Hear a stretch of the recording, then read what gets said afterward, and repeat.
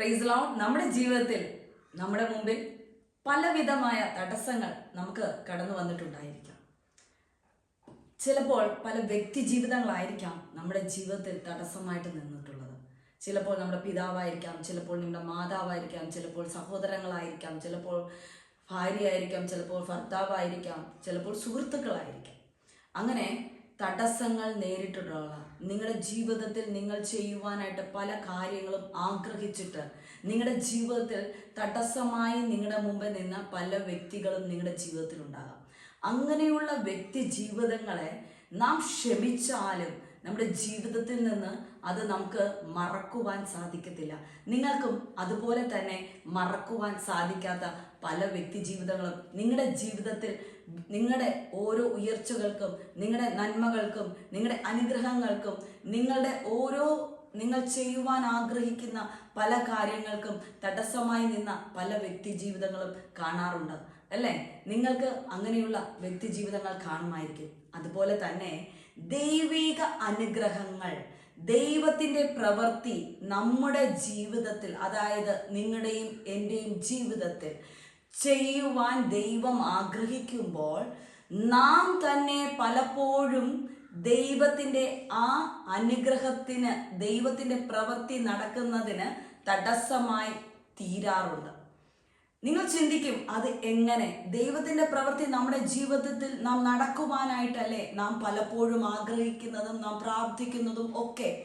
എന്നിട്ട് എങ്ങനെയാണ് നമ്മുടെ ജീവിതത്തിൽ നാം തന്നെ തടസ്സമായി നിൽക്കുന്നത് എന്ന് നിങ്ങൾ ചിന്തിക്കുന്നുണ്ടായിരിക്കും. നമ്മുടെ അവിശ്വാസം, നമ്മുടെ ജീവിതത്തിൽ കടന്നു വരുന്ന അവിശ്വാസം.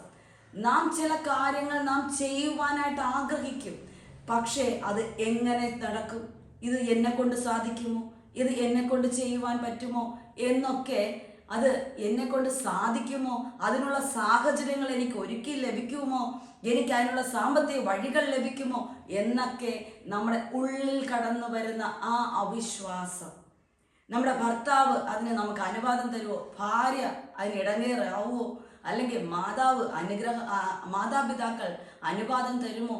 സഹോദരങ്ങൾ തടസ്സമായി നിൽക്കുമോ എന്നൊക്കെ നമ്മുടെ ഉള്ളിൽ ചിന്തിക്കുന്നതായ ആ അവിശ്വാസത്തിൻ്റെ ചിന്തകളും അവിശ്വാസത്തിൻ്റെ വാക്കുകളുമാണ് നമ്മുടെ പല പ്രവൃത്തികൾക്കും, ദൈവിക പ്രവൃത്തികൾക്ക്, കർത്താവ് നമ്മളിൽ പ്രവർത്തിക്കുവാൻ ആഗ്രഹിക്കുമ്പോഴും ആ പ്രവൃത്തികളെ തടസ്സമിടുന്നത് നമ്മുടെ ഈ അവിശ്വാസമായ ചിന്തകളാണ്.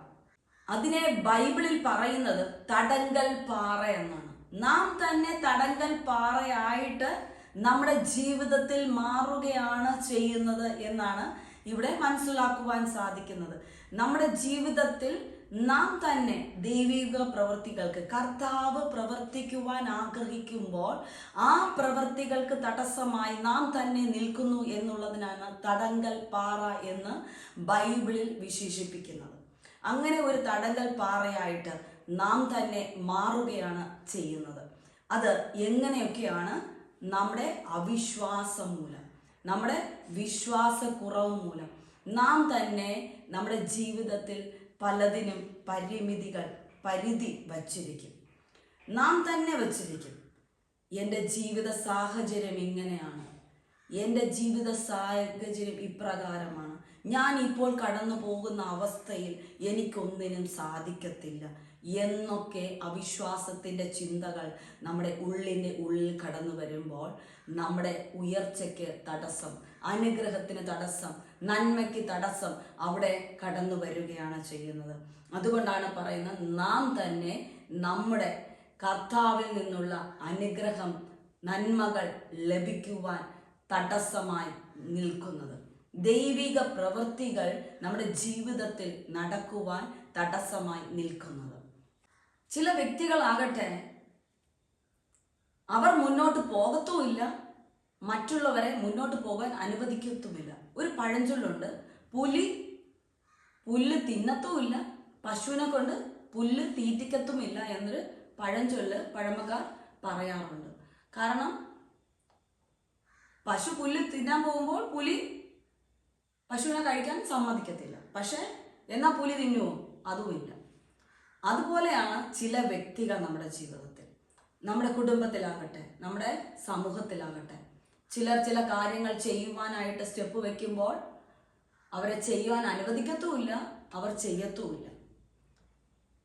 അന്ന് അവർ ചെയ്തിട്ടാണ് മറ്റുള്ളവരെ അനുവദിക്കാത്തതെങ്കിൽ കുഴപ്പമില്ല. പക്ഷേ അവർ ചെയ്യത്തുമില്ല, അവർ ചെയ്യാൻ അനുവദിക്കത്തുമില്ല.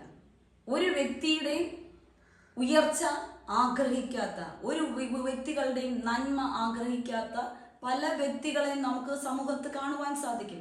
ചിലപ്പോൾ ഭവനത്തിൽ തന്നെ കാണുവാൻ സാധിക്കും. തന്നെ കൊണ്ട് ചെയ്യുവാൻ കഴിയാത്ത കാര്യം ഭവനത്തിലെ മറ്റൊരു വ്യക്തി ചെയ്യരുത് എന്ന് ചിന്തിക്കുകയും പ്രവർത്തിക്കുകയും ചെയ്യുന്ന അനേകം വ്യക്തികൾ.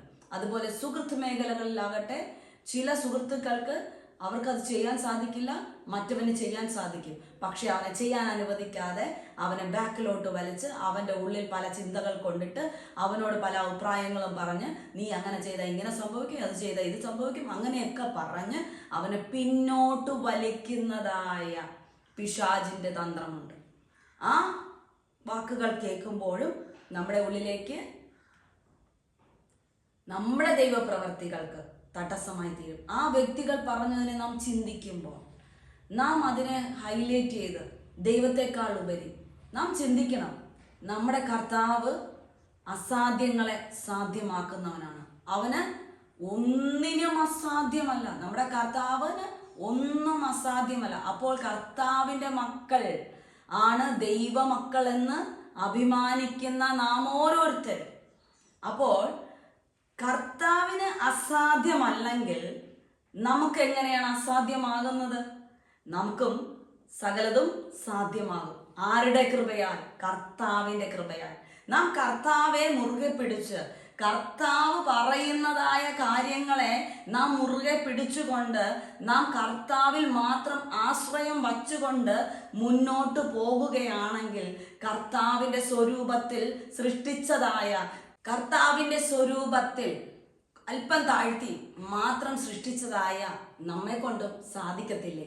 തീർച്ചയായും കർത്താവിൻ്റെ മക്കളാണോ അവർക്ക് കർത്താവിന് സാധിക്കുന്നത് പോലെ സാധിക്കും.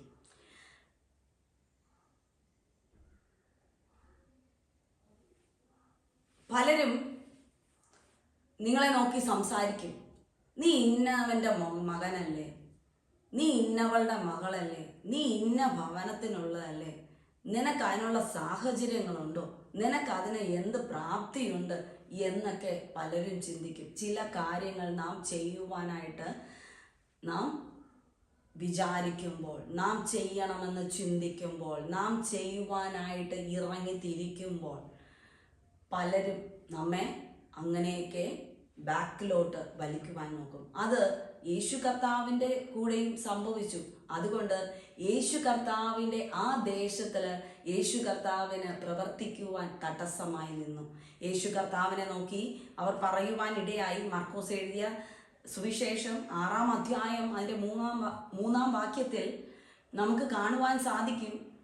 അത് തച്ചൻ്റെ മകനല്ലേ, ആ മറിയയുടെ മകനല്ലേ, അവൻ്റെ സഹോദരന്മാരും ഞങ്ങളുടെ കൂടെ ഇല്ലേ, സഹോദരിമാരും ഞങ്ങളുടെ കൂടെ ഇല്ലേ, ഇവൻ എങ്ങനെ ഇങ്ങനെയുള്ള കാര്യങ്ങൾ ചെയ്യുവാൻ സാധിക്കുന്നു, അവനൊരു സാധാരണ ഒരു കുടുംബത്തിലുള്ളവനല്ലേ, എന്നിട്ട് എങ്ങനെ ഇവന് വീര്യപ്രവർത്തികൾ ചെയ്യുവാൻ സാധിക്കുന്നു, അത്ഭുതങ്ങൾ ചെയ്യുവാൻ സാധിക്കുന്നു, മനുഷ്യർക്ക് ചെയ്യാൻ കഴിയാത്തതായ പല കാര്യങ്ങളും അവൻ എങ്ങനെ ചെയ്യുന്നു എന്നൊക്കെ യേശുവിനെ നോക്കിയും അന്ന് ആ ദേശക്കാർ പറയുവാനിടയായി. അതുകൊണ്ട് യേശുവിൻ്റെ പ്രവർത്തികൾ ആ ദേശത്തിൽ നടക്കുവാൻ തടസ്സമായി തീർന്നു.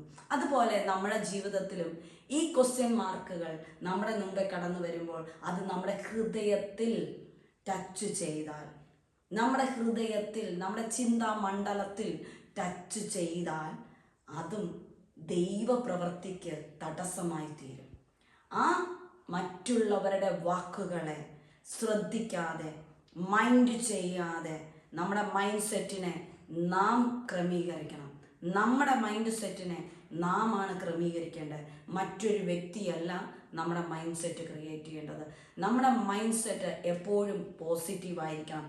എനിക്ക് സാധിക്കും, ഞാൻ എൻ്റെ കർത്താവിൻ്റെ മകളാണ്, എനിക്ക് സാധിക്കാത്തതായ ഒരു കാര്യവുമില്ല, എനിക്ക് സാധിക്കും എന്നുള്ള രീതിയിൽ നാം നമ്മുടെ മൈൻഡ് സെറ്റിനെ വച്ചാൽ നിശ്ചയമായും ദൈവത്തിൽ നിന്നുള്ള അനുഗ്രഹങ്ങൾ നമുക്ക് പ്രാപിക്കുവാൻ സാധിക്കും. നമ്മുടെ ജീവിതത്തിൽ നാം തന്നെ നമ്മുടെ മൈൻഡിനെ ക്രമീകരിക്കണം. മറ്റുള്ളവർ പറയുന്നത് കേട്ട് നാം അത് ചിന്തിക്കുവാൻ തുടങ്ങിയാൽ എന്നെ കൊണ്ട് സാധിക്കുമോ? ഞാൻ സാധാരണക്കാരനല്ലേ, ഞാൻ സാധാരണ ഒരു ഭവനത്തിലല്ലേ, എൻ്റെ ഭവന സാഹചര്യം അനുസരിച്ച്, എൻ്റെ കുടുംബത്തിൻ്റെ സാഹചര്യം അനുസരിച്ച് എനിക്ക് സാധിക്കുമോ എന്ന് നാം ചിന്തിച്ചാൽ അവിടെ പിശാച് ജയിച്ചിട്ട് കർത്താവിൽ നിന്ന് കിട്ടേണ്ട അനുഗ്രഹങ്ങൾ നിങ്ങൾക്ക് പ്രാപിക്കുവാൻ സാധിക്കാതെ പോകുകയാണ് ചെയ്യുന്നത്. ഒരിക്കലും കർത്താവിൽ നിന്ന് നമുക്ക് പ്രാപിക്കുവാൻ സാധിക്കത്തില്ല. നമ്മുടേതായ പലവിധ എക്സ്പെക്റ്റേഷൻസും നമ്മുടേതായ പലവിധ പ്ലാനിങ്സും നമ്മുടെ ജീവിതത്തിൽ ഉണ്ടായിരിക്കും. പക്ഷേ ആ എക്സ്പെക്റ്റേഷൻസ് അനുസരിച്ച്, ആ പ്ലാനിങ് അനുസരിച്ചായിരിക്കും നമ്മുടെ പ്രാർത്ഥനയും. ദൈവത്തോട് നാം പ്രാർത്ഥിക്കുന്നത്, ദൈവമേ എനിക്ക് ഇന്ന കാര്യം ചെയ്യണം അപ്പ, അത് അപ്പൻ ചെയ്തു തരണം എന്നായിരിക്കും പലരും പ്രാർത്ഥിക്കുന്നത്. പക്ഷേ ദൈവത്തിന് നിങ്ങളെക്കുറിച്ചുള്ള പദ്ധതി ചിലപ്പോൾ അതായിരിക്കത്തില്ല. ദൈവത്തിൻ്റെ പദ്ധതി നിങ്ങൾ കാണുന്നതിനേക്കാൾ, നിങ്ങൾ ചിന്തിക്കുന്നതിനേക്കാൾ, നിങ്ങൾ എക്സ്പെക്റ്റ് ചെയ്യുന്നതിനേക്കാൾ, നിങ്ങൾ പ്ലാൻ ചെയ്യുന്നതിനേക്കാൾ മികച്ചതായിരിക്കും. അതുകൊണ്ടാണ് പറയുന്നത്, നനയ്ക്കുന്നതിനേക്കാളും അത്യന്തം പരമായി ചെയ്യുന്നവനെന്ന്. നാം നമ്മുടെ ഹൃദയത്തിൽ നനയ്ക്കുന്നതിനേക്കാളും, നാം ചിന്തിക്കുന്നതിനേക്കാളും അത്യന്തം പരം ചെയ്യുന്നവനാണ് നമ്മുടെ കർത്താവെന്ന് വചനം നമ്മെ പഠിപ്പിക്കുന്നത്. അപ്പോൾ നാം പ്രാർത്ഥിക്കുന്ന ആ ഒരു രീതി മാറണം. കർത്താവേ, എനിക്ക് ഇന്ന ആഗ്രഹമുണ്ട്, പക്ഷേ എൻ്റെ ആഗ്രഹമല്ല, അപ്പൻ്റെ ആഗ്രഹം എന്നിൽ എന്താണോ അത് നിറവേറട്ടെ എന്ന് നാം പ്രാർത്ഥിക്കണം. അപ്പോൾ നാം ആഗ്രഹിക്കുന്നതിനേക്കാൾ ഉപരി കർത്താവ് നമ്മളിൽ എന്താണോ ആഗ്രഹിക്കുന്നത് അപ്രകാരം കർത്താവ് നമ്മെ പണിതെടുത്ത് പുറത്ത് നല്ല മനോഹരമായി മറ്റുള്ളവർ ആശ്ചര്യപ്പെടുന്ന രീതിയിൽ നമ്മെ പുറത്തു കൊണ്ടുവന്ന് മനോഹരമാക്കി ദൈവം ആശ്ചര്യചിഹ്നമാക്കി നിർത്തുവാനിടയായിത്തീരും. അപ്പോൾ നമ്മുടെ മൈൻഡ് സെറ്റ് പ്രാർത്ഥനയിലും നാം മാറ്റണം, നമ്മുടെ പ്രാർത്ഥനാ ശൈലിയിൽ മാറ്റണം, നമ്മുടെ മൈൻഡിൻ്റെ ചിന്തകളെ മാറ്റണം. അങ്ങനെ നാം ഓരോന്നിലും നമ്മുടെ ആ തടസ്സം, നമ്മൾ തന്നെ നിൽക്കുന്ന നമ്മുടെ തടസ്സങ്ങൾ, നമ്മുടെ അനുഗ്രഹത്തിന്, നമ്മുടെ ഉയർച്ചയ്ക്ക് നമ്മൾ തന്നെ പരിധികൾ വച്ച് നാം വയ്ക്കുന്നതായ ഓരോ സ്റ്റെപ്പുകളും നമ്മുടെ ജീവിതത്തിൽ നിന്ന് എടുത്തു മാറ്റണം. കർത്താവ് ഉൽപ്പത്തി 1-ാം അധ്യായത്തിൽ സകലത്തിന്മേലുമുള്ള അധികാരത്തെയാണ് മനുഷ്യന് കൊടുത്തത്. എന്നിട്ട് കർത്താവ് അവിടെ നിന്ന് മാറി നിൽക്കുകയാണ് ചെയ്തത്. അപ്പോൾ കർത്താവ് നമുക്ക് സകലത്തിന്മേലും അധികാരത്തെ നൽകിയിട്ടുണ്ട്. അത് മൃഗങ്ങളുടെ അടുത്തോ, പക്ഷികളുടെ അടുത്തോ, വൃക്ഷങ്ങളുടെ അടുത്തോ മാത്രമല്ല, സകലത്തിന്മേലും എന്നാണ് പറയുന്നത്. സകലത്തിന്മേലും ദൈവം നമുക്ക് അധികാരം നൽകിയിരിക്കുന്നു എന്നാണ് ഉൽപ്പത്തി 1-ാം അധ്യായത്തിൽ നമുക്ക് കാണുവാൻ സാധിക്കുന്നത്. അപ്പോൾ സകലത്തിന്മേലും കർത്താവ് നമുക്ക് അധികാരം നൽകിയിരിക്കുമ്പോഴും നാം അത് മനസ്സിലാക്കാതെ നമുക്കെതിരായി കടന്നു വരുന്ന ശക്തികളെ നമുക്ക് കീഴിലാണ്, അതിന്മേൽ നമുക്ക് അധികാരമുണ്ട് എന്ന് മനസ്സിലാക്കാതെ പിറുപിറുത്തുകൊണ്ട് എന്തുകൊണ്ട് എനിക്ക് നേടുവാൻ സാധിക്കുന്നില്ല, എന്തുകൊണ്ട് എനിക്ക് അനുഗ്രഹം ലഭിക്കുന്നില്ല എന്ന് കർത്താവിനോട് ക്വസ്റ്റ്യൻ ചെയ്യുന്നത് മതിയാക്കിയിട്ട് നമുക്ക് നൽകിയിരിക്കുന്ന ആ അധികാരത്തെ നാം മനസ്സിലാക്കിക്കൊണ്ട് കർത്താവിൽ മാത്രം പ്രത്യാശ വെച്ച് മറ്റുള്ളവരുടെ വാക്കുകളോ, മറ്റുള്ളവർ ഇടങ്ങൂലായിട്ട് നമുക്ക് നിൽക്കുന്നതോ, മറ്റുള്ളവർ തടസ്സമായി നിൽക്കുന്നതോ ഒന്നും നാം നോക്കാതെ നാം മുന്നോട്ട് പോവുകയാണെങ്കിൽ കർത്താവ് നമുക്ക് ചെയ്യുവാൻ ആഗ്രഹിക്കുന്ന വലിയ നന്മകളും അനുഗ്രഹങ്ങളും ദൈവത്തിൽ നിന്ന് നമുക്ക് പ്രാപിക്കുവാൻ കഴിയുന്നതായ സകലതും നമുക്ക് പ്രാപിക്കുവാൻ സാധിക്കും. യെശയ്യാവ് എഴുതിയ പ്രവചന പുസ്തകത്തിലെ 55-ാം അധ്യായം അതിൻ്റെ 8ഉം 9ഉം വാക്യങ്ങളിൽ ഇങ്ങനെ കാണുവാൻ സാധിക്കും. എൻ്റെ വിചാരങ്ങൾ നിങ്ങളുടെ വിചാരങ്ങൾ അല്ല, നിങ്ങളുടെ വഴികൾ എൻ്റെ വഴികളും അല്ല എന്ന് യഹോവ അരുളി ചെയ്യുന്നു. ആകാശം ഭൂമിക്ക് മീതെ ഉയർന്നിരിക്കുന്നത് പോലെ എൻ്റെ വഴികൾ നിങ്ങളുടെ വഴികളിലും എൻ്റെ വിചാരങ്ങൾ നിങ്ങളുടെ വിചാരങ്ങളിലും ഉയർന്നിരിക്കുന്നു. അതാണ് നമ്മുടെ എക്സ്പെക്റ്റേഷൻ അല്ല, നമ്മുടെ പ്ലാനിങ് അല്ല, നമ്മുടെ വഴികളല്ല ദൈവത്തിൻ്റെ വഴികൾ. ദൈവത്തിൻ്റെ വഴികൾ അതിനേക്കാളും ഉയർന്നതാണ്. അപ്പോൾ നമ്മെക്കുറിച്ച് ദൈവത്തിൻ്റെ പദ്ധതി എന്താണോ അപ്രകാരം നമ്മെ മെനഞ്ഞെടുക്കുവാനായിട്ട്, അപ്രകാരം പുറത്തു കൊണ്ടുവരുവാനായിട്ട് നാം ദൈവത്തോട് പ്രാർത്ഥിക്കണം. നമ്മുടെ പ്രാർത്ഥനാ ശൈലിയിൽ തന്നെ മാറ്റങ്ങൾ കടന്നു വരണം എന്നുള്ളതാണ് ഇവിടെ നമുക്ക് മനസ്സിലാക്കുവാൻ സാധിക്കുന്നത്. നാം മാറണം. നാം മാറിയാലേ നമുക്ക് അനുഗ്രഹങ്ങൾ പ്രാപിക്കുവാൻ സാധിക്കുകയുള്ളൂ. ഇല്ലെങ്കിൽ നമുക്ക് മറ്റുള്ളവരെ പഴി ചാർത്തിക്കൊണ്ട് ഇരിക്കാമെന്നതേ ഉള്ളൂ. ആരൊക്കെ തടസ്സമായി വന്നാലും ദൈവത്തിലാണ്, കർത്താവിലാണ് നമ്മുടെ ആശ്രയമെങ്കിൽ അതിനെല്ലാം മാറ്റുവാൻ, അതിനെല്ലാം തടസ്സങ്ങളെല്ലാം മാറ്റി നമുക്ക് പുറത്തു വരുവാൻ സാധിക്കും. നമുക്ക് നയമാനെ കുറിച്ച് നമുക്ക് അറിയാലോ. ആ നയമാനെ കുഷ്ഠരോഗമുണ്ടായിരുന്നു. ദേഹം മുഴുവൻ കുഷ്ഠരോഗമുണ്ടായിരുന്നു. അരാം എന്ന രാജ്യത്തിലാണ് ആ നയമാൻ ജീവിച്ചിരുന്നത്. അവനൊരു സൈന്യാധിപതിയായിരുന്നു, എത്രയോ വ്യക്തികളുടെ അധിപതിയായിരുന്നു. പക്ഷേ അവന് കുഷ്ഠമെന്നുള്ള ഒരു രോഗം അവനെ ബാധിച്ചിരുന്നു. പക്ഷേ മറ്റുള്ളവർക്കത് കാണുവാൻ സാധിച്ചിട്ടില്ല.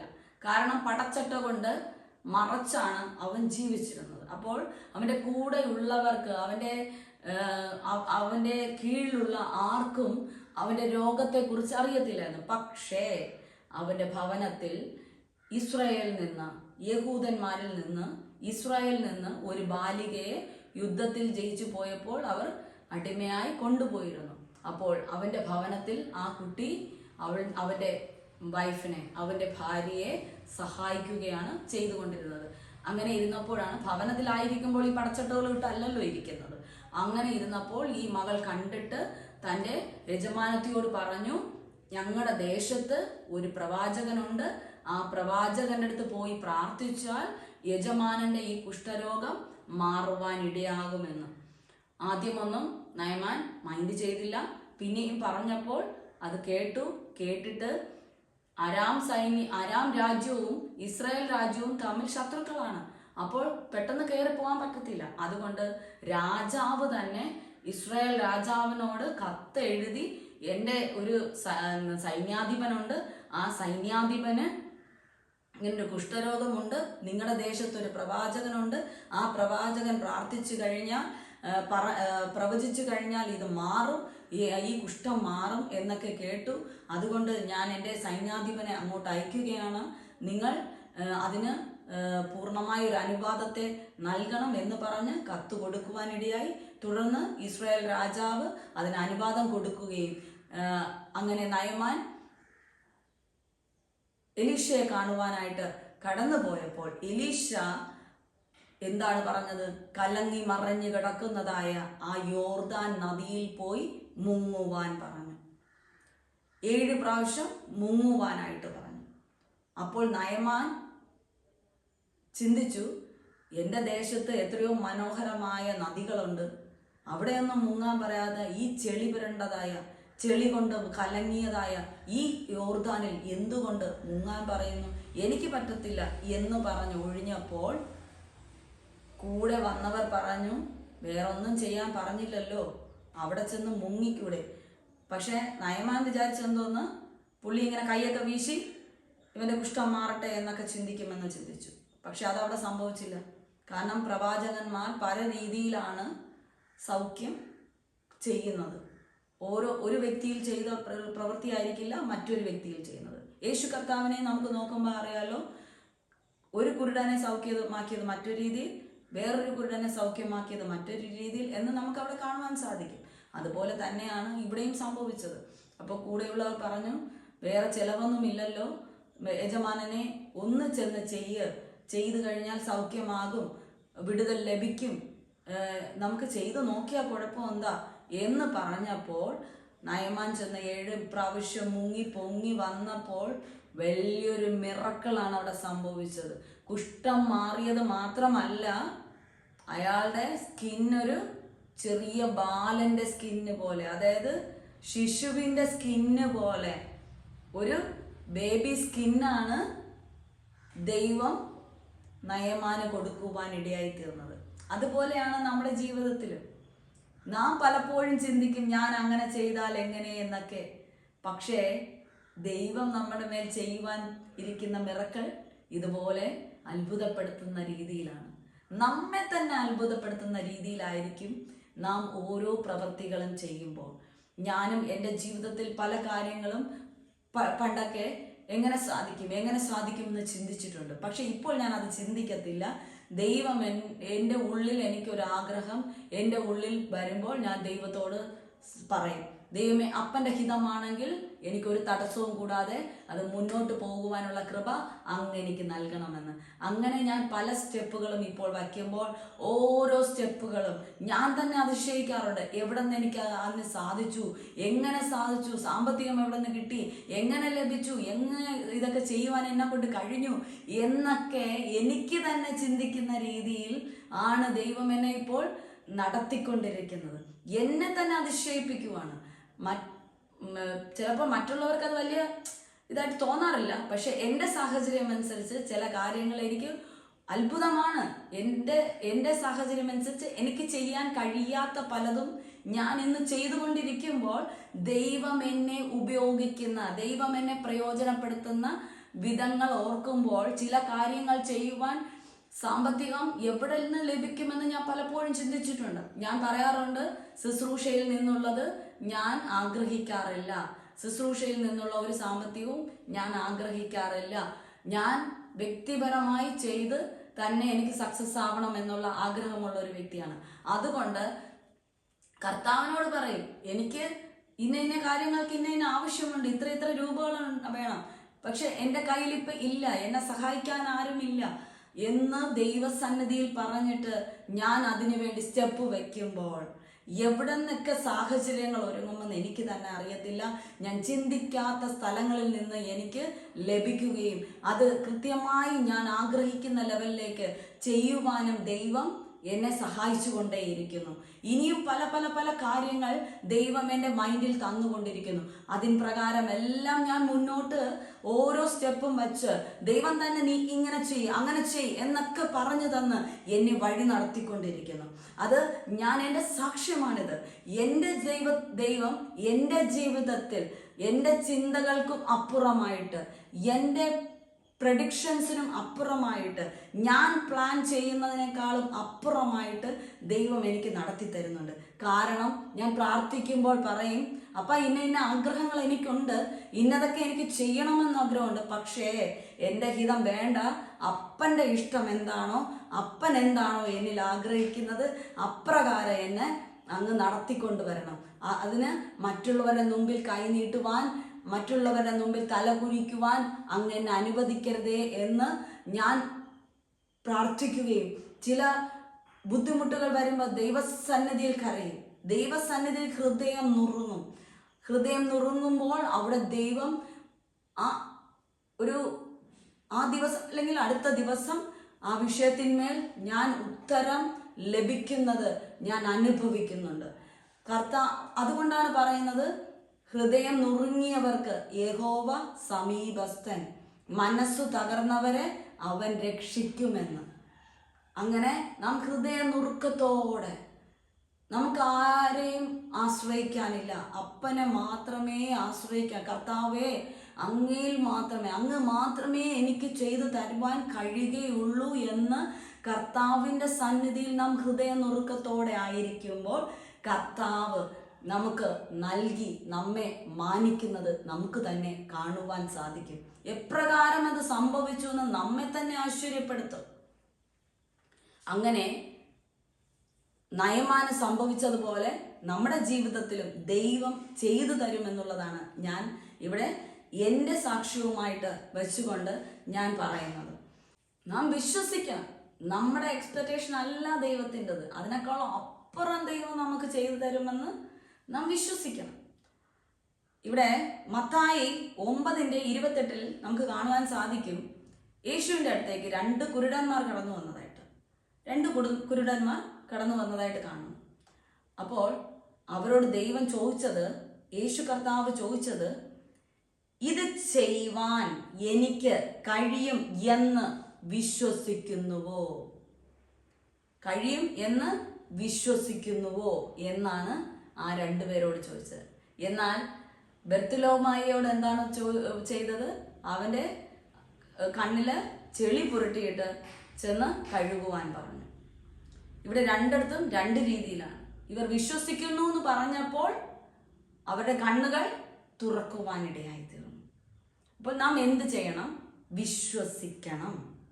നമ്മുടെ കർത്താവിന് നമുക്ക് കഴിയാത്ത പലതും നമുക്ക് ചെയ്തു തരുവാൻ സാധിക്കുമെന്നുള്ളത് നാം ഹൃദയത്തിൽ ഉറച്ചു വിശ്വസിക്കണം. സംശയം കൂടാതെ വിശ്വസിക്കണം. നമ്മുടെ പരിമിതികളെ എതിർത്തുകൊണ്ട്, തകർത്തുകൊണ്ട്, ആ തടസ്സങ്ങളെ അതിജീവിച്ചുകൊണ്ട് നാം വിശ്വസിക്കണം. അങ്ങനെ വിശ്വസിക്കുമ്പോഴാണ് നാം നനയ്ക്കുന്നതിനേക്കാളും, നാം ചിന്തിക്കുന്നതിനേക്കാളും, നാം പ്ലാൻ ചെയ്യുന്നതിനേക്കാളും, നാം എക്സ്പെക്റ്റ് ചെയ്യുന്നതിനേക്കാളും ദൈവം നമ്മെ അനുഗ്രഹിക്കുന്നത്, നമുക്ക് പലതും ദൈവം ചെയ്തു തരുന്നത്. നമ്മുടെ പലവിധമായ പരിമിതികളുണ്ട്, നമുക്ക് പല ലിമിറ്റേഷൻസ് ഉണ്ട്. ഒരു ഭവനത്തിൽ ഓരോ വ്യക്തികൾക്കും അവരുടേതായ ലിമിറ്റേഷൻസ് ഉണ്ട്. ഒരു സമൂഹത്തിൽ ഓരോ കുടുംബത്തിനും അവരുടേതായ ലിമിറ്റേഷൻസ് ഉണ്ട്. ഓരോ വ്യക്തികൾക്കും അവരുടേതായ ലിമിറ്റേഷൻസ് ഉണ്ട്. പക്ഷേ ആ ലിമിറ്റേഷൻസിനെ മറികടന്നുകൊണ്ട്, ആ ലിമിറ്റേഷൻസ് ആയ ചിന്തകളെയും പരിമിതികളെയും ഒക്കെ പൊട്ടിച്ചുകൊണ്ട് നാം പുറത്തു വരണം. അവിടെയാണ് കർത്താവിൽ നിന്നുള്ള ആ അനുഗ്രഹങ്ങൾ നാം പ്രാപിക്കുവാനായിട്ട് ഇടയാകുന്നത്. അപ്പോൾ നാം എന്ത് ചെയ്യണം? നമ്മുടെ ചിന്തകളെ, നമ്മുടെ നമ്മുടെ പരിമിതികളെ, മറ്റുള്ളവരുടെ വാക്കുകളെ ഒക്കെ നാം പൊട്ടിച്ചുകൊണ്ട് പുറത്തു വരണം. അങ്ങനെ വന്നവരാണ് പലരും നമുക്ക് കാണുവാൻ സാധിക്കുന്ന സക്സസ് ആയ വ്യക്തികളായിട്ട്. സ്ത്രീകളാകട്ടെ പുരുഷന്മാരാകട്ടെ ആര് തന്നെയായാലും സക്സസ്സിലേക്ക് അവരെത്തിയിട്ടുണ്ടോ, അവരുടെ പരിമിതികളെ, അവരുടെ ലിമിറ്റേഷൻസിനെ അവർ പൊട്ടിച്ചു പുറത്തു വന്നവരായിരിക്കും. ഓരോരുത്തരെ കുറിച്ചും നിങ്ങൾ സ്റ്റഡി ചെയ്യുവാണെങ്കിൽ നിങ്ങൾക്ക് അതിനെക്കുറിച്ച് മനസ്സിലാക്കുവാൻ സാധിക്കും. ഒത്തിരിയും എതിർപ്പുകളും ഒത്തിരിയും പ്രശ്നങ്ങളും ഒത്തിരിയും പരിമിതികളും ഒക്കെയുള്ള പലരും അതിനെല്ലാം അതിജീവിച്ചുകൊണ്ട്, അതിനെല്ലാം എതിർത്തുകൊണ്ട്, ആ തടസ്സങ്ങളെല്ലാം അതിജീവിച്ചുകൊണ്ട്, അതിനെല്ലാം പൊട്ടിച്ചുകൊണ്ട്, ബ്രേക്ക് ചെയ്തുകൊണ്ട് പുറത്തു വന്നവരെ സക്സസ് ആയിട്ടുള്ളൂ. നമുക്ക് മർക്കോസ് എഴുതിയ സുവിശേഷത്തിൽ മാർത്ത എന്നൊരു വ്യക്തിയെ കാണാം. ആ മാർത്തയുടെ പരിധി എന്ന് പറയുന്നത് അവളുടെ അടുക്കളയാണ്. അവൾ എപ്പോഴും അടുക്കളയിലെ കാര്യങ്ങൾ, ആരെങ്കിലും വന്നാൽ അവരെ സൽക്കരിക്കുന്നതിൽ, ഭവനത്തിലുള്ളവർക്ക് ഭക്ഷണം കൊടുക്കുന്നതിൽ, അവളുടെ സഹോദരൻ്റെ കൂട്ടുകാർ കടന്നു വന്നാൽ അവർക്ക് ഭക്ഷണം കൊടുക്കുന്നതിൽ എല്ലാം അവൾ എപ്പോഴും ഇങ്ങനെ വ്യാകുലപ്പെട്ട് ആ എത്രത്തോളം നല്ലതായിട്ട് അടുക്കള കാര്യങ്ങൾ, അതായത് കിച്ചണിലെ കാര്യങ്ങൾ നോക്കി നടത്തിയിരുന്ന ഒരു വ്യക്തിയാണ്. എന്നാൽ അവളുടെ സഹോദരിയായ മറിയം അങ്ങനെയല്ല. അവൾ ഇതൊന്നും ചിന്തിക്കത്തില്ല, ദൈവിക കാര്യം മാത്രം. എന്നാൽ നമുക്ക് യോഹന്നാന്റെ സുവിശേഷം 11-ാം അധ്യായം 26-27 വാക്യത്തിൽ നമുക്ക് കാണുവാൻ സാധിക്കും. ലാസർ മരിച്ചു, 4 ദിവസം കഴിഞ്ഞു, നാറ്റം വെച്ചു. യേശു കർത്താവ് കടന്നു വന്നപ്പോൾ മാർത്ത യേശു കർത്താവിൻ്റെ അടുത്തേക്ക് അടുക്കള വിട്ട്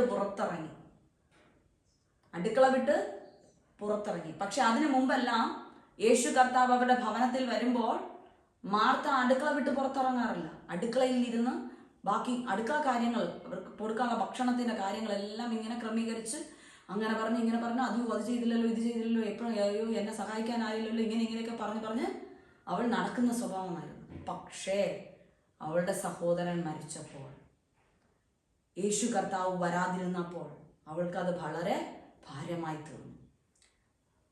കർത്താവ് വരുന്നു എന്ന് കേട്ടപ്പോൾ അവൾ അടുക്കള വിട്ട് കർത്താവിൻ്റെ അടുത്തേക്ക് ഓടുവാനിടയായി. അവളുടെ പരിധി അടുക്കളയായിരുന്നു. അവളുടെ പരിധി എന്ന് പറയുന്നത് അടുക്കളയായിരുന്നു. അതുപോലെ നമുക്കും ചിലർ കുറേ പരിധികൾ വച്ചിട്ടുണ്ടായിരിക്കും. ഇവിടം വിട്ട് നീ അങ്ങോട്ട് പോകാൻ പാടില്ല, നിന്റെ മേഖല ഇവിടെ, നിനക്ക് വേറെ ഒന്നും പറഞ്ഞിട്ടില്ല, നിനക്ക് വച്ചിരിക്കുന്ന മേഖല എന്ന് പറഞ്ഞാൽ നിനക്കിത്. ചില വീട്ടിൽ കുടുംബനാഥന്മാർ പറയും ഭാര്യയോട്, നിനക്ക് വീട്ടിൽ നിന്ന് പുറത്തിറങ്ങാനൊന്നും അനുവാദമില്ല, നിന്റെ മേഖല എന്ന് പറഞ്ഞാൽ എനിക്ക് ആഹാരം വെച്ച് തരിക, എൻ്റെ മക്കളെ നോക്കുക, എൻ്റെ മക്കളുടെ കാര്യങ്ങൾ നോക്കുക, എനിക്ക് എൻ്റെ ഡ്രസ്സ് അലക്കുക, എൻ്റെ ഡ്രസ്സ് അയൺ ചെയ്യുക, എൻ്റെ മക്കളുടെ ഡ്രസ്സ് അലക്കുക, വീട്ടിലെല്ലാം വൃത്തിയാക്കി വെക്കുക, നമുക്ക് ഞങ്ങളുടെ കാര്യങ്ങൾ നോക്കുന്നതാണ് നിന്റെ പരിധി. നിനക്കത് വിട്ട് പുറത്തിറങ്ങാനൊന്നും നിനക്കൊരു അനുവാദവും ഇല്ല, നിനക്ക് വേറെ നീ ഒന്നും ചെയ്യാനും പാടില്ല എന്ന് റെസ്ട്രിക്റ്റ് ചെയ്ത് വെച്ചിരിക്കുന്ന അനേകം കുടുംബങ്ങളുണ്ട്. പക്ഷെ എന്ന് നീ ആ പരിധി വിട്ട് പുറത്തിറങ്ങുമോ അപ്പോൾ ദൈവത്തിൻ്റെ പ്രവൃത്തി അവിടെ നടക്കുവാനിടയായിത്തീരും. പരിധി വിട്ട് എപ്പോ പുറത്തിറങ്ങും? മാർത്ത ഇറങ്ങിയതുപോലെ മാർത്തയാണ് അപ്പോൾ ഓടി ആദ്യം എവിടെ പോയത്? കർത്താവിൻ്റെ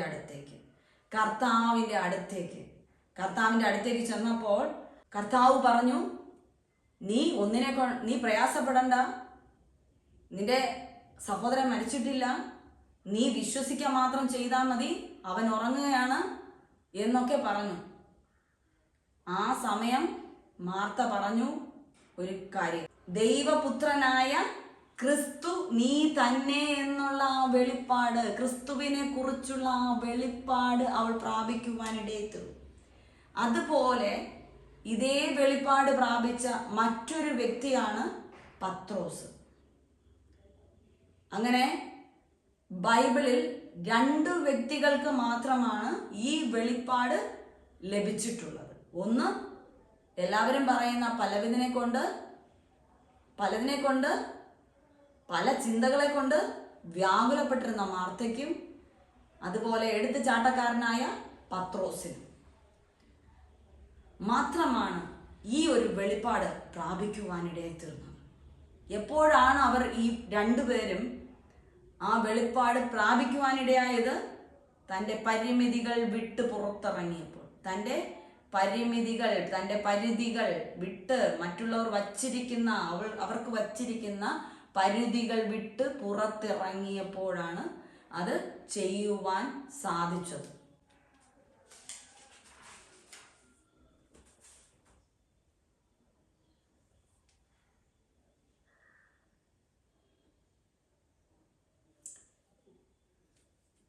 ഈ പത്രോസിന് ഒരു പരിധി ഉണ്ടായിരുന്നു. എന്തോന്നാണ് പത്രോസിന്റെ പരിധി?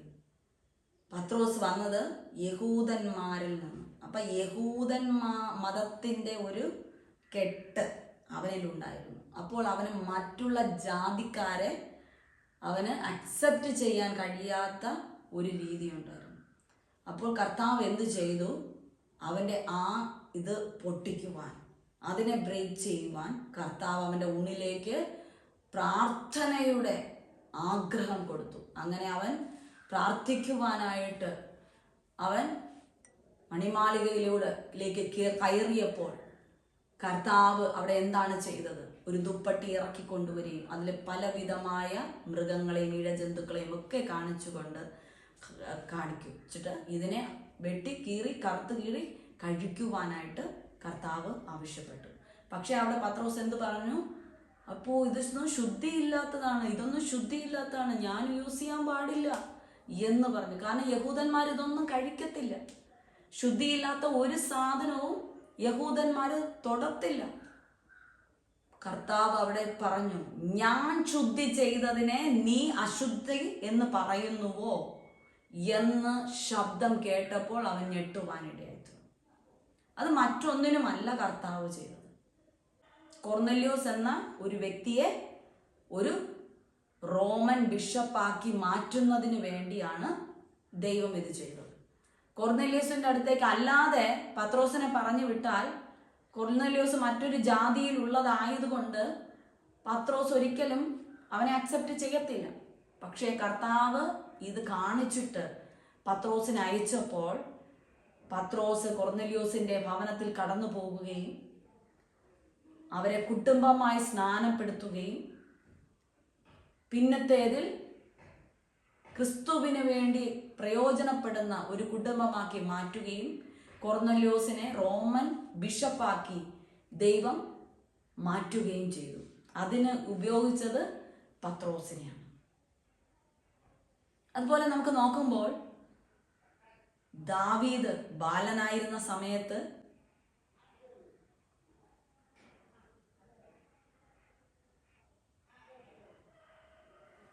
ഗോലിയാത്തിനെ തകർത്തത് നമ്മൾ ക്രിസ്ത്യാനികൾ കേൾക്കാത്ത കഥയല്ല, എല്ലാ ക്രിസ്ത്യാനികൾക്കും അറിയാവുന്ന കഥയാണ്. 5 കല്ലുകൊണ്ട് ദാവീദ് മല്ലനായ ഗോലിയാത്തിനെ തകർത്തത്. പക്ഷേ അത് എങ്ങനെ സംഭവിച്ചു? അവൻ ദാവീദിന് പടച്ചട്ട ഉപയോഗിച്ചില്ല, വാളുപയോഗിച്ചില്ല, വില്ലുപയോഗിച്ചില്ല, കുന്തം ഉപയോഗിച്ചില്ല, ഒരു ആയുധങ്ങളും ഉപയോഗിച്ചില്ല. അവൻ ആരിൽ ആശ്രയിച്ചു? കർത്താവിൽ ആശ്രയിച്ചു. കർത്താവിൽ മാത്രം ആശ്രയിച്ചു. കർത്താവ് അവനെ നയിച്ചതുപോലെ അവൻ മുന്നോട്ട് നീങ്ങി. അവൻ തോട്ടിൽ ചെന്ന് 5 മിനുസമുള്ള കല്ലെടുത്തു. അവൻ്റെ പൊക്കണ സഞ്ചിയിൽ നിന്ന് അവൻ കവണയെടുത്തു. അവൻ ഗോലിയാത്തിന്റെ തലയിൽ, അതായത് കാട്ടുമൃഗങ്ങൾ തൻ്റെ ആടുകളെ ഉപദ്രവിക്കുവാൻ കടന്നു വരുമ്പോൾ താൻ ആ കാട്ടുമൃഗങ്ങളെ കൊല്ലുവാനായിട്ട് ഉപയോഗിച്ച ആ ചെറിയ ആയുധത്തെ ഈ മല്ലനായ വലിയ പൊക്കവും വണ്ണവും ഉള്ള ആ മനുഷ്യനെ കൊല്ലുവാനായിട്ട് ഉപയോഗിക്കുകയാണ് ചെയ്തത്. അപ്പോൾ അവൻ്റെ കയ്യിലുള്ള 5 കല്ല് വെച്ചിട്ട് എന്തെങ്കിലും ചെയ്യാൻ പറ്റുമോ? പറ്റത്തില്ല. സാഹചര്യം പ്രതികൂലമാണ്.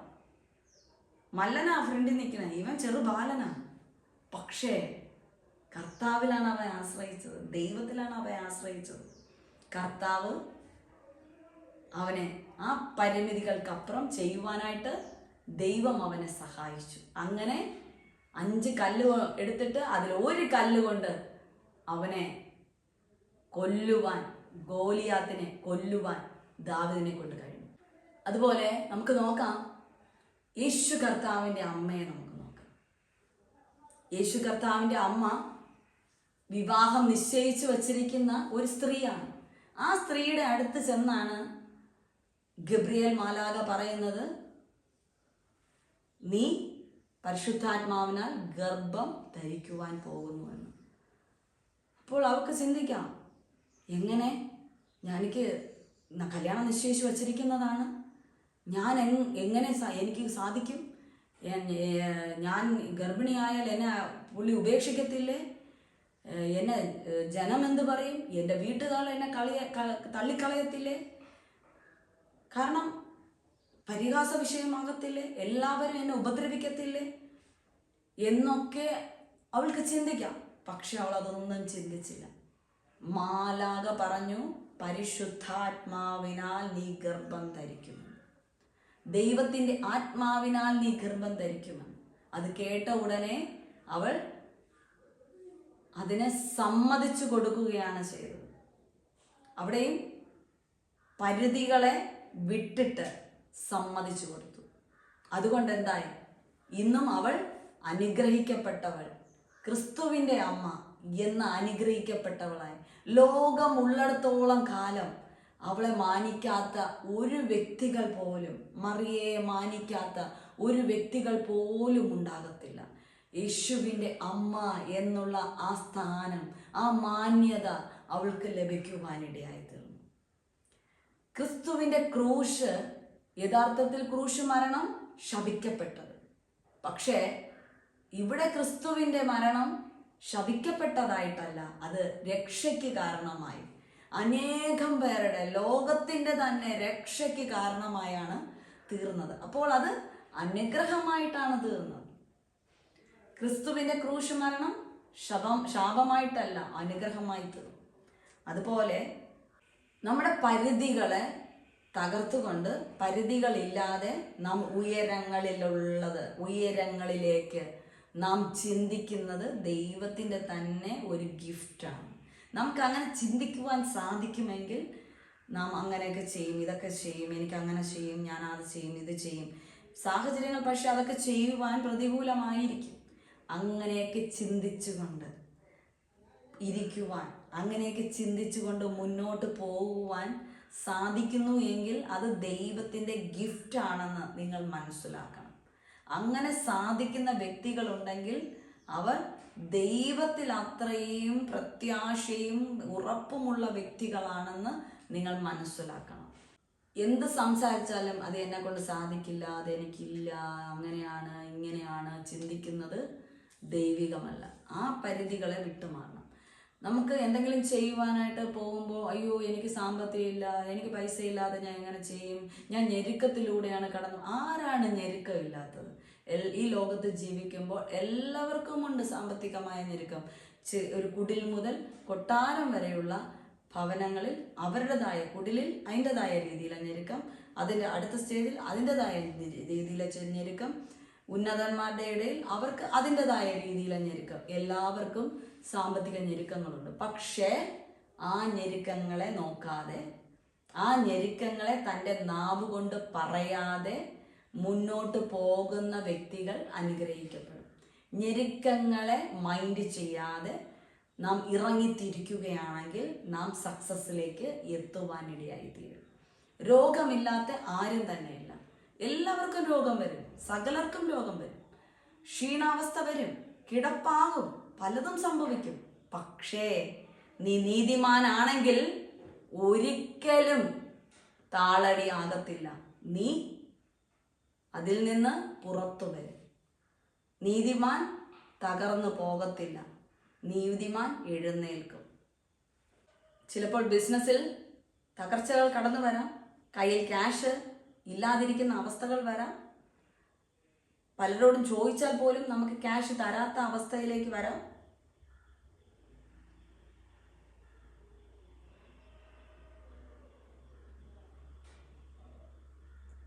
എന്നാൽ എപ്പോഴാണോ നമുക്കൊരാവശ്യം കടന്നു വരുന്നത് ആ തക്ക സമയത്ത് പ്രവർത്തിക്കുന്നവനായ നമ്മുടെ കർത്താവ് അവിടെ പ്രവർത്തിക്കുന്നത് നമുക്ക് പലപ്പോഴും കാണുവാൻ സാധിച്ചിട്ടുണ്ടാകും. നാം ഞെരുക്കത്തിലൂടെ പോകുമ്പോഴും പ്രയാസത്തിലൂടെ പോകുമ്പോഴും നമുക്ക് ചില കാര്യങ്ങൾ ചെയ്യേണ്ടുന്ന ആ ടിപ്പെത്തുമ്പോൾ ദൈവത്തിൻ്റെ പ്രവൃത്തി പലവരും അനുഭവിച്ചിട്ടുണ്ടായിരിക്കും. കർത്താവെ മുറുകെ പിടിച്ച് ജീവിക്കുന്ന വ്യക്തികൾക്ക് നിശ്ചയമായും അത് അനുഭവിക്കുവാൻ സാധിക്കും. ഞാൻ പലപ്പോഴും അത് അനുഭവിച്ചിട്ടുണ്ട്, പല സമയത്തും ഞാൻ അനുഭവിച്ചിട്ടുണ്ട്. അതുകൊണ്ട് എനിക്ക് നല്ല ഉറപ്പോടെ പറയുവാൻ സാധിക്കും, ഭയങ്കര ഞെരുക്കത്തിലൂടെ കടന്നു പോയാലും നമുക്ക് ചെയ്യേണ്ട ടൈം എത്തുമ്പോൾ അത് ചെയ്യുവാനുള്ള സാമ്പത്തികം എവിടെ നിന്ന് കടന്നു വരുന്നതെന്ന് നമുക്കറിയില്ല. എവിടെ നിന്നെങ്കിലും നമ്മുടെ കയ്യിലേക്ക് എത്തും, അത് നടക്കും. ദൈവം അത് നടത്തി തരും. ദൈവമക്കളെ ദൈവം നിന്നയ്ക്ക് ഏൽപ്പിക്കത്തില്ല, നിന്നയ്ക്കും പരിഹാസത്തിനും ഏൽപ്പിക്കത്തില്ല. ചില സമയം, ചില മാസങ്ങളിൽ, ചില ദിവസങ്ങളിൽ, ചില ആഴ്ചകളിലൊക്കെ നമുക്ക് പല ബുദ്ധിമുട്ടുകൾ, നമുക്ക് പല പ്രയാസങ്ങൾ, പ്രതികൂലങ്ങൾ, പ്രതിസന്ധികൾ ഒക്കെ നമ്മെ നേരിടും.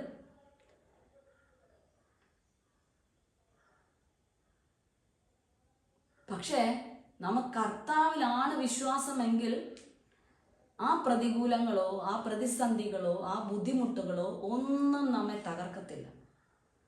നാം അതെല്ലാം അതിജീവിച്ച് നാം പുറത്തു വന്ന് സക്സസ്സിലേക്ക്, ഞാനാണോ ഞെരുക്കത്തിലൂടെ കടന്നു പോയത്, ഞാനാണോ ബുദ്ധിമുട്ടിലൂടെ കടന്നു പോയത്, ഞാനാണോ ആ പ്രതികൂലത്തിലേക്ക് കടന്നു പോയത് എന്ന് നാം ചിന്തിക്കുന്ന ലെവലിൽ ദൈവം നമ്മെ പുറത്തു കൊണ്ടുവരുവാനിടയായിത്തീരും. നമുക്ക് പൗലോസിനെ നോക്കാം. പൗലോസ് പലവിധമായ ബുദ്ധിമുട്ടിലേക്കൊക്കെ കടന്നു പോയിട്ടുണ്ട്. കപ്പൽ തകർന്നിട്ടുണ്ട്, അവൻ്റെ ബിസിനസ്സുകൾ തകർന്നിട്ടുണ്ട്, ജയിലിലായിട്ടുണ്ട്, പലവിധ പ്രശ്നങ്ങളിൽ കടന്നു പോയിട്ടുണ്ട്. അപ്പോഴെല്ലാം പൗലോസ് പറഞ്ഞ ഒന്നാണ്, ഞങ്ങൾ വീണ് കിടക്കും പക്ഷേ ഞങ്ങൾ നശിക്കത്തില്ല എന്ന് പറഞ്ഞിട്ടുണ്ട്. അതുപോലെ തന്നെ പൗലോസ് അപ്പോസ്തലൻ ഫിലിപ്പിയർക്ക് എഴുതിയ ലേഖനം 4-ാം അധ്യായം അതിന്റെ 17-ാം വാക്യത്തിൽ പറയുന്നു, എന്നെ ശക്തനാക്കുന്നവൻ മുഖാന്തരം ഞാൻ സകലത്തിനും മതിയായവനെന്ന്. അതായത് ശക്തനായ കർത്താവിനെയാണ് നാം വിളിക്കുന്നത്. ആ ശക്തനായ കർത്താവ് നമ്മെ ശക്തനാക്കുന്നത് കൊണ്ട് നമുക്ക് സകലതും ചെയ്യുവാൻ കഴിയും എന്ന് എന്തൊക്കെ പ്രയാസം അനുഭവിച്ചിട്ടും എന്തൊക്കെ പ്രശ്നങ്ങൾ അനുഭവിച്ചിട്ടും നാട് കടത്തപ്പെട്ടിട്ടും ഒക്കെ പൗലോസ് പറയുന്നതാണ്, എന്നെ ശക്തനാക്കുന്നവൻ മുഖാന്തരം ഞാൻ സകലത്തിനും മതിയായവൻ എന്ന്. ആ വാക്യം പറയണമെങ്കിൽ അവന് എത്രത്തോളം ഉറപ്പ് കർത്താവിലുണ്ടെന്ന് വിശ്വസിക്കണം. നമ്മളെ ശക്തനാക്കുന്നവൻ ഒരിക്കലും നമ്മെ തകർക്കത്തില്ല. അവനേക്കാളും മതിയായവനാക്കി നമ്മെ മാറ്റും, നമ്മെ ഉയർത്തും എന്ന് നമുക്ക് പറയുവാൻ സാധിക്കണം. അങ്ങനെ നമുക്ക് പറയുവാൻ സാധിച്ചാൽ യേശുവിൻ്റെ ശിഷ്യന്മാർ അനുഗ്രഹിക്കപ്പെട്ടതുപോലെ, ബൈബിളിലെ പലരും അനുഗ്രഹിക്കപ്പെട്ടതുപോലെ, യേശുവിനെ മുറുകെ പിടിച്ച് ജീവിക്കുന്ന പല ഭക്തന്മാരും ഭക്തകളും അനുഗ്രഹിക്കപ്പെടുകയും മാനിക്കപ്പെട്ടതും പോലെ നമ്മുടെ ജീവിതത്തിലും ആ പരിധികളെ എല്ലാം തകർത്തുകൊണ്ട്, ആ പരിമിതികളെല്ലാം തകർത്തുകൊണ്ട് നമുക്ക് അതിജീവിച്ച് പുറത്തു വരുവാൻ സാധിക്കും. നോ ലിമിറ്റ് എന്ന ഒരു മൈൻഡ് സെറ്റ് നമ്മൾ എപ്പോഴും നമ്മുടെ ഉള്ളിൽ, നമ്മുടെ മൈൻഡിനെ നാം ഡെവലപ്പ് ചെയ്തുകൊണ്ടേയിരിക്കണം. നോ ലിമിറ്റ്, ഒന്നിനും ലിമിറ്റ് ഇല്ല, ഒരു പരിമിതി നമുക്ക് ഇല്ല എന്നുള്ള രീതിയിൽ നാം നമ്മുടെ ഹൃദയത്തെ, നമ്മുടെ മൈൻഡിനെ ഒക്കെ നാം സെറ്റ് ചെയ്തുകൊണ്ടേയിരിക്കണം. അങ്ങനെ ചെയ്താൽ മാത്രമേ ഏത് മേഖലയിലാകട്ടെ, അത് ജോലി കാര്യങ്ങളിലാകട്ടെ, ചില ജോലികളിൽ പലരും നമ്മുടെ കൂടെ ജോലി ചെയ്യുന്നവർ മുൻ സ്ഥാനത്തിലേക്ക് കടന്നു വന്നേക്കാം.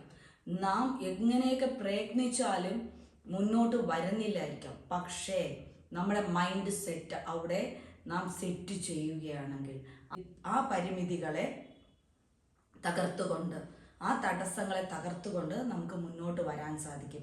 അത് ഫൈനാൻഷ്യൽ മേഖലയാകട്ടെ, സാമ്പത്തിക മേഖലയാകട്ടെ, നാം ഇപ്പോൾ ഞെരുങ്ങുന്നതായിരിക്കും. പക്ഷേ ആ ഞെരുക്കത്തെ നമുക്ക് തന്നെ നമ്മുടെ മൈൻഡ് സെറ്റിലൂടെ മാറ്റുവാൻ സാധിക്കും. നമ്മുടെ അധിക ചെലവുകളെ നാം കണ്ടുപിടിച്ച്, നമ്മുടെ പൈസ ഏതു വഴിയാണ്, നമ്മുടെ സാമ്പത്തികം ഏതു വഴിയാണ് ചോരുന്നതെന്ന് നമ്മൾ വ്യക്തമായി മനസ്സിലാക്കിയിട്ട് ആ മേഖലയെ നാം മനസ്സിലാക്കി ആ തടസ്സങ്ങളെ നാം മാറ്റിക്കൊണ്ട് നാം മുന്നോട്ട് പോകുമ്പോൾ ഫൈനാൻഷ്യൽ മേഖലയിലും നാം മുൻപന്തിയിലേക്ക് കടന്നു വരുവാനിടയായിത്തീരും.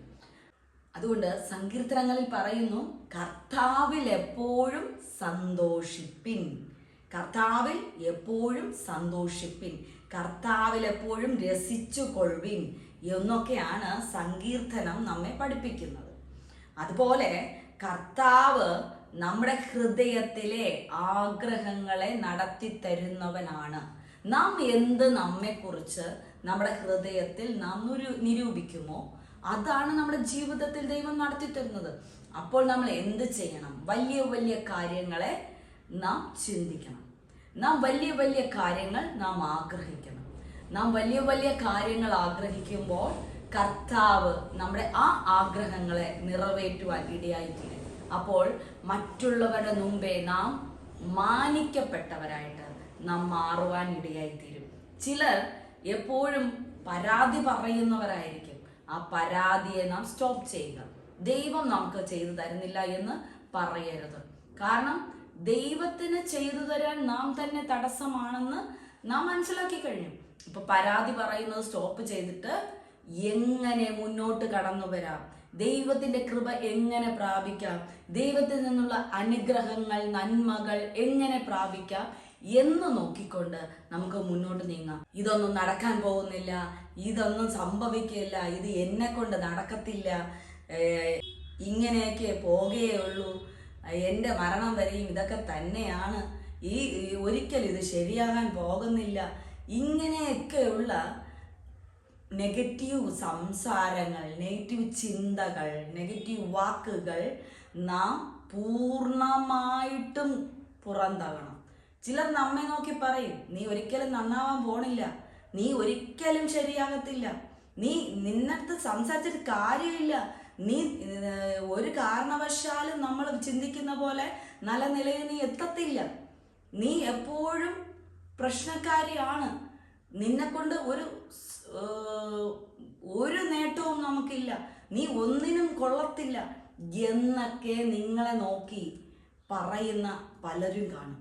പക്ഷേ അതൊന്നും നിങ്ങൾ മൈൻഡ് ചെയ്യരുത്. ആ വാക്കുകളൊന്നും നിങ്ങളുടെ ജീവിതത്തിലോ നിങ്ങളുടെ ഹൃദയത്തിലോ നിങ്ങളുടെ മനസ്സിലോ കയറി പറ്റരുത്.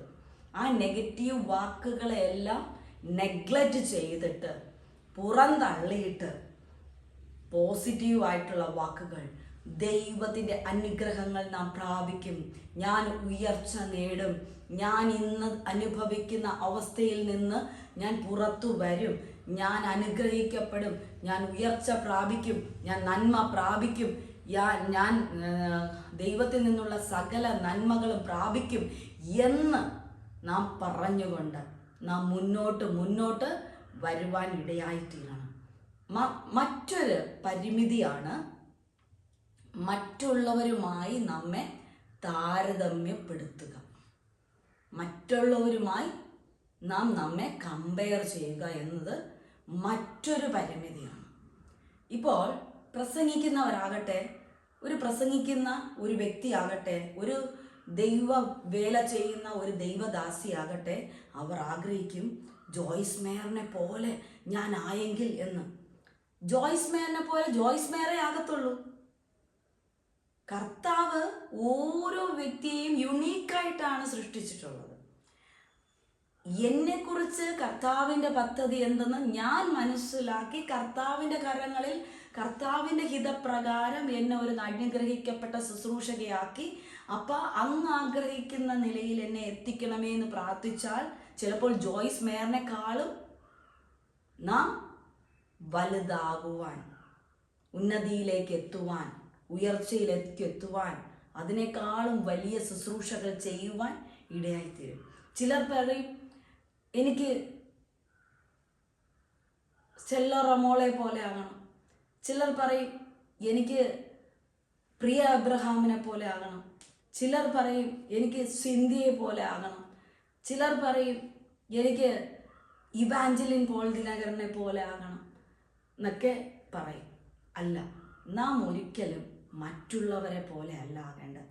ചിലർ പറയും അയ്യോ ആ ആൻറ്റി ഇട്ടിരിക്കുന്ന സാരി എന്ത് നല്ലത്, ആ സാരി എനിക്ക് കിട്ടിയെങ്കിൽ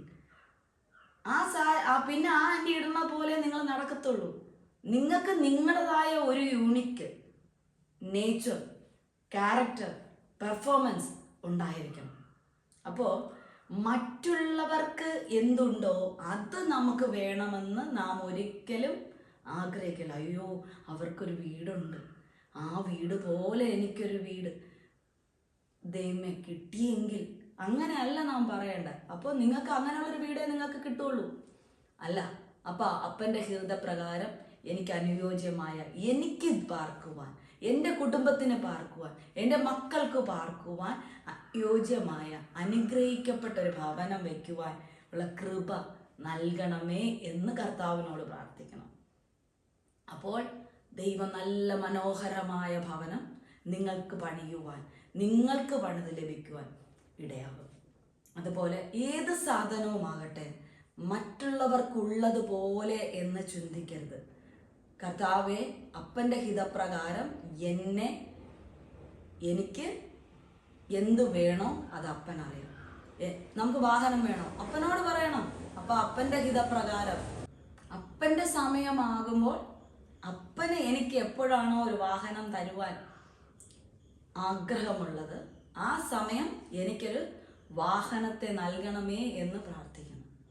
എന്നെ പലരും കളിയാക്കാറുണ്ട്. എൻ്റെ ഹസ്ബൻഡിന് വാഹനമുണ്ട്, എൻ്റെ മകന് വാഹനമുണ്ട്, മിനിസ്ട്രിയിൽ പല ആവശ്യങ്ങൾക്കുമായി വാഹനമുണ്ട്. പറയാറുണ്ട് 7-8 കാറുകളുടെ ഉടമയാണ്.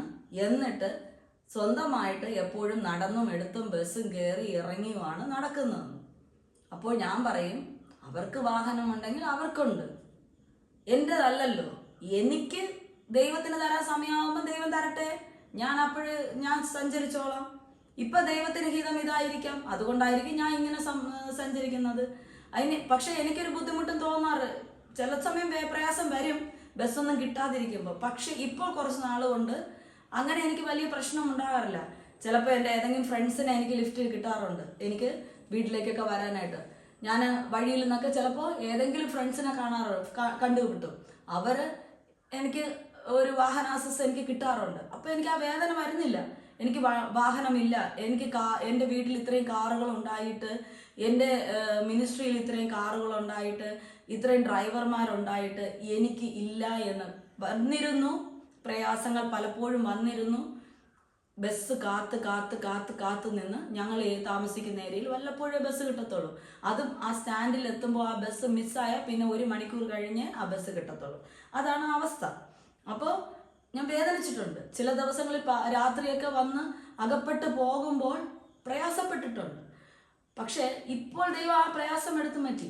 ആരെങ്കിലും എനിക്ക് ലഭിക്കും, എനിക്ക് ഭവനത്തിലോട്ട് വരാൻ ദൈവം അത്രയും എനിക്ക് ഒരുക്കി തന്നിട്ടുണ്ട്. ഞാനത് പോസിറ്റീവായിട്ടാണ് കാണുന്നത്. എനിക്ക് ഇപ്പോൾ എവിടെയെങ്കിലും പോകണമെങ്കിലും ചില ഫ്രണ്ട്സിനോട് പറഞ്ഞു കഴിഞ്ഞാൽ ഇപ്പോൾ അവർ കൊണ്ടുപോകാറുണ്ട്. അവർക്കൊരു 100 രൂപയ്ക്ക് പെട്രോളോ അല്ലെങ്കിൽ 200 രൂപയ്ക്ക് പെട്രോളോ അവർക്ക് അടിച്ചു കൊടുത്താൽ മാത്രം മതി. എനിക്ക് എങ്ങനെയായാലും എനിക്ക് യാത്ര ചെയ്യാനായിട്ട് ദൈവം ഒരുക്കുന്നുണ്ട്. അപ്പോൾ ദൈവം നമുക്ക് നൽകും എന്നുള്ളതാണ് ഞാൻ പറയുന്നത്.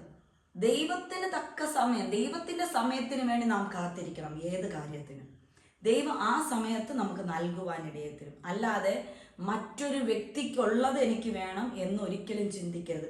ആ വ്യക്തിയുടെ പോലെ എനിക്ക് വേണം എന്ന് ചിന്തിക്കരുത്. ഞാൻ എപ്പോഴും മറ്റുള്ളവരെക്കാൾ വ്യത്യസ്തമായി ഡ്രസ്സ് ചെയ്യാനും, എൻ്റെ ഡ്രസ്സായാലും ഒരാൾക്കുള്ളത് എനിക്ക് ധരിക്കാൻ അങ്ങനെ താല്പര്യമില്ല. ഞാനെല്ലാം വ്യത്യസ്തമായിട്ടാണ് ഞാൻ ഉപയോഗിക്കുന്നത്. ഞാൻ ഈ വർഷം പറഞ്ഞു എനിക്ക് കുറച്ച് ഗിഫ്റ്റുകൾ കിട്ടി. അല്ലാതെ ഞാൻ സ്വന്തമായി ഞാൻ ഓരോ ഡ്രസ്സാണ് ഞാൻ ഡിസൈൻ ചെയ്യുന്നത്. എല്ലാ ഡിസൈനും എല്ലാ ഡ്രസ്സും വേറെ വേറെ വേറെ വെറൈറ്റീസ് ആയിരിക്കും. എൻ്റെ പോലത്തെ ഒരു ഡ്രസ്സും മറ്റാരും ഇടുന്നത് ഞാൻ കണ്ടിട്ടില്ല. കാരണം സെയിം അവർക്ക് കിട്ടത്തില്ല. കാരണം ഞാൻ ചെയ്തെടുക്കുന്ന ഒരു ഡ്രസ്സാകുമ്പോൾ അവർക്ക് കിട്ടത്തില്ല. നമ്മൾ ഷോപ്പിൽ നിന്ന് മേടിക്കുമ്പോൾ കിട്ടും, അല്ലെങ്കിൽ അത്രയും അങ്ങനെയുള്ള ബുട്ടീക്സിൽ പോയാൽ സെയിം കിട്ടത്തില്ല. പക്ഷെ എനിക്ക് ബുട്ടീക്സിൽ പോകേണ്ട ആവശ്യമില്ല. ദൈവം ഓൾറെഡി എന്നെ ഒരു ഫാഷൻ ഡിസൈനിങ് പഠിപ്പിച്ചു, ഫാഷൻ ഡിസൈനറാക്കി മാറ്റിയതുകൊണ്ട് എനിക്ക് സ്വന്തമായിട്ട് ചെയ്യുവാൻ സാധിക്കുന്നുണ്ട്. അതുപോലെ ഞാനിപ്പോൾ ഫാഷൻ ഡിസൈനിങ് കുഞ്ഞുങ്ങളെ പഠിപ്പിക്കുവാനും ആഗ്രഹിക്കുന്നുണ്ട്. ഞാൻ പഠിപ്പിക്കുവാനും ആഗ്രഹിക്കുന്നുണ്ട്. അപ്പോൾ അടുത്ത മാസം മുതൽ അത് സ്റ്റാർട്ട് ചെയ്യണമെന്ന് ഞാൻ ആഗ്രഹിക്കുന്നു. സിറ്റിയിലാണ് ചെയ്യുവാനായിട്ട് ആഗ്രഹിക്കുന്നത്. സിറ്റിയിൽ എനിക്കൊരു വീടുണ്ട്, അവിടെ ഞാൻ ചെയ്യുവാനായിട്ട് ആഗ്രഹിക്കുന്നുണ്ട്. അതിന് ഹസ്ബൻഡിൻ്റെ നിന്ന് പെർമിഷനും ലഭിച്ചു. അപ്പോൾ എനിക്ക് സന്തോഷമായി. ഞാൻ ഭയന്നു, ഞാൻ ഹസ്ബൻഡിനോട് ചോദിക്കുമ്പോൾ എന്നെ അനുവദിക്കുമോ എന്ന് ഞാൻ പ്രയാസപ്പെട്ടു. പക്ഷേ ദൈവത്തിൽ ആശ്രയിച്ചിട്ട് ദൈവം പറഞ്ഞപ്പോൾ ഞാൻ പറഞ്ഞു. പുള്ളി പറഞ്ഞു ചെയ്തോ എന്ന് പറഞ്ഞു. അപ്പോൾ എനിക്ക് അതിൻ്റെതായ സമയമായപ്പോൾ ദൈവം അതിന് അനുവാദം എനിക്ക് നൽകി. അപ്പോൾ ഞാൻ എപ്പോഴും ആഗ്രഹിക്കുന്ന, ഞാനൊരു യുണീക്ക് ആവണമെന്ന് ആഗ്രഹിക്കുന്നത്. അതുപോലെയാണ് ദൈവം നമ്മളെ സൃഷ്ടിച്ചിരിക്കുന്നത്, യുണീക്കായിട്ടാണ്, അല്ലാതെ മറ്റൊരു വ്യക്തിയെ പോലെ അല്ല. അപ്പൊ മറ്റൊരു വ്യക്തി എപ്രകാരമോ അത് നാം ആകണമെന്ന് ഒരിക്കലും ആഗ്രഹിക്കരുത്. അങ്ങനെ ഒരിക്കലും നാം കമ്പയർ ചെയ്യരുത്. നമ്മെ കുറിച്ച് ദൈവത്തിന്റെ പദ്ധതി എന്തോ അത് നടക്കണമെന്ന് നാം ആഗ്രഹിക്കണം. അപ്പോഴാണ് ദൈവത്തിന്റെ പ്രവൃത്തി നമ്മുടെ ജീവിതത്തിലേക്ക് കടന്നു വരുവാനിടയാകുന്നത്. അങ്ങനെ നമ്മെ തന്നെ നാം താഴ്ത്തി ദൈവസന്നിധിയിൽ ഏൽപ്പിച്ചാൽ നിശ്ചയമായും ദൈവത്തിൽ നിന്നുള്ള നന്മകൾ നമുക്ക് പ്രാപിക്കുവാൻ സാധിക്കും. അപ്പോൾ എന്തൊക്കെയാണ് നമ്മുടെ പരിമിതികൾ? 1, അവിശ്വാസം. 2, ചിന്തകൾ, പലവിധമായ ചിന്തകൾ, നെഗറ്റീവ് തോട്ട്സ് നമ്മുടെ ഹൃദയത്തിൽ കടന്നു വരുമ്പോൾ ആണ് നമുക്ക് അവിശ്വാസം കടന്നു വരുന്നത്. 3, മറ്റുള്ളവരെ പോലെ ആകണമെന്ന് നാം ചിന്തിക്കുമ്പോൾ. മറ്റൊരു വ്യക്തിയെ പോലെ നാം ആകണമെന്ന് നാം ചിന്തിക്കുമ്പോഴാണ് ഒരിക്കലും നാം നന്മ പ്രാപിക്കാത്തത്, ദൈവത്തിൽ നിന്നുള്ള അനുഗ്രഹം പ്രാപിക്കാത്തത്. കാരണം ദൈവം നമ്മെക്കുറിച്ച് ആഗ്രഹിക്കുന്നത് മറ്റൊരു രീതിയിലാണ്. ദൈവം ആഗ്രഹിക്കുന്ന രീതിയിലേക്ക് നാം നമ്മെ തന്നെ താഴ്ത്തി ഏൽപ്പിക്കണം. അങ്ങനെ ചെയ്യുമ്പോൾ ദൈവത്തിൽ നിന്നുള്ള അനുഗ്രഹങ്ങൾ നമുക്ക് പ്രാപിക്കുവാൻ സാധിക്കും. അങ്ങനെ നമ്മുടെ സകല പരിധികളെയും നാം തകർത്തുകൊണ്ട് മുന്നോട്ട് വരുവാൻ ദൈവം ഇടയാക്കും. അതിനായി ദൈവം നിങ്ങളെ ഒരുക്കട്ടെ. ദൈവം നിങ്ങളെ പരിമിതികളെല്ലാം നിങ്ങൾ തന്നെ വച്ചിരിക്കുന്ന നിങ്ങളുടെ പരിധികളെ നിങ്ങൾ തന്നെ പുറത്താക്കി നിങ്ങളിൽ ദൈവം എന്താണോ കൽപ്പിച്ചിരിക്കുന്നത് ആ പ്രകാരം ദൈവത്തിൽ നിന്നുള്ള അനുഗ്രഹം പ്രാപിക്കുവാൻ ദൈവം നിങ്ങളെ അനുഗ്രഹിക്കട്ടെ. അതിനായി ഞാൻ പ്രാർത്ഥിക്കുന്നു. ആമേൻ.